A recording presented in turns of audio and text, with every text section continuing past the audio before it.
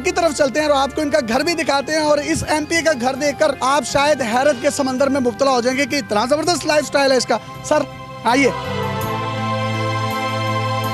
ये इस घर में रहते हैं। 3 मरले का छोटा सा घर है जो कि किराए का है, अपना इनका जाती भी नहीं है।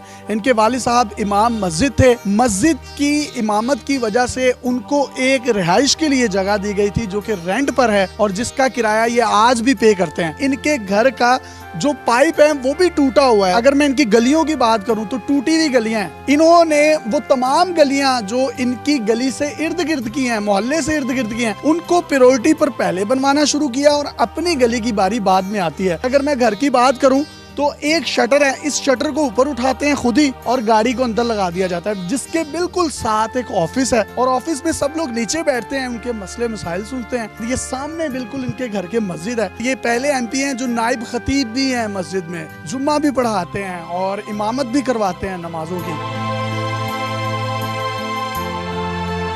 मैंने अपनी जिंदगी में कम से कम ऐसा एमपी है मैंने नहीं देखा जिसके घर का पाइप भी टूटा हो और पानी की लीकेज हो रही हो, वहाँ से पैसे कहीं छुपा के रखे हुए हैं। ये तर्ज जिंदगी है ये। आपने पहली मरतबा ऐसा एमपीए देखा है। मैंने अपने से पहले एक एमपीए भी ऐसा देखा हुआ है। उस एमएनए और एमपीए का नाम मौलाना आजम तारिक है जो मेरे वालिद साहब थे। उन्होंने न सिर्फ ये कि जेल में बैठ के इंतखाब जीत लिया बल्कि यहाँ हजारों लोग अपने मसाइल लेके आते थे। मैंने ये सब कुछ उनसे सीखा।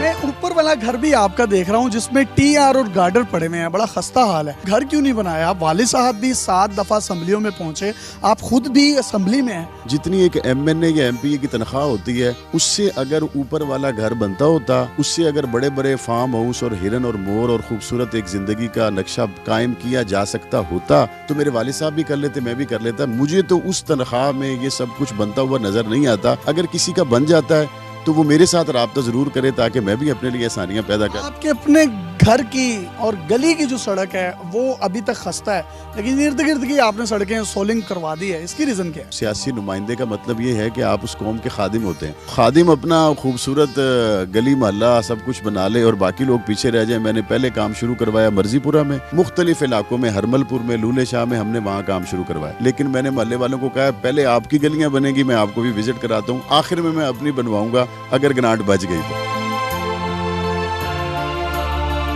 तो जी ग्राम की गली नहीं बनेगी, सबसे पहले मेरे वोटर्स की गली बनेगी। इनके मोहल्लेदारों से हमने इन्वेस्टिगेशन की कि जब इनके वालिद साहब इस हलके में सुई गैस सबसे पहली दफा लेकर आए, 2 साल तक इनके घर में सुई गैस नहीं थी। बारी 2 साल के बाद आई और 2 साल तक इनकी वालदा लकड़ियां जलाते रही। आपके वालिद साहब ने मस्जिद में सियासत की, 7 दफा उन्होंने यहाँ से इलेक्शन जीते, तो क्या करोड़ों रुपया उन्होंने लगाया या उनके पीछे कोई बड़े इन्वेस्टर्स थे? मिंबर और मेहराब की जिम्मेदारी भी अल्लाह ने हमें दी है। इन लोगों की सियासी जिम्मेदारी के लिए अल्लाह ताला ने हमें मौका दिया। हम यहाँ पे इलेक्शन पे करोड़ों रुपए लगाते नहीं है। मेरे 8 लाख रुपए लगे हैं मेरे इलेक्शन पे। इसलिए मैं ये समझता हूँ कि हमारे लोग हमसे जितनी मोहब्बत करते हैं हम ऐवान में पहुँच के फिर उनको भूलते भी नहीं। ये मुल्क पाकिस्तान का वो पहला एमपीए है जो 3 मरले के छोटे से घर में, जो कि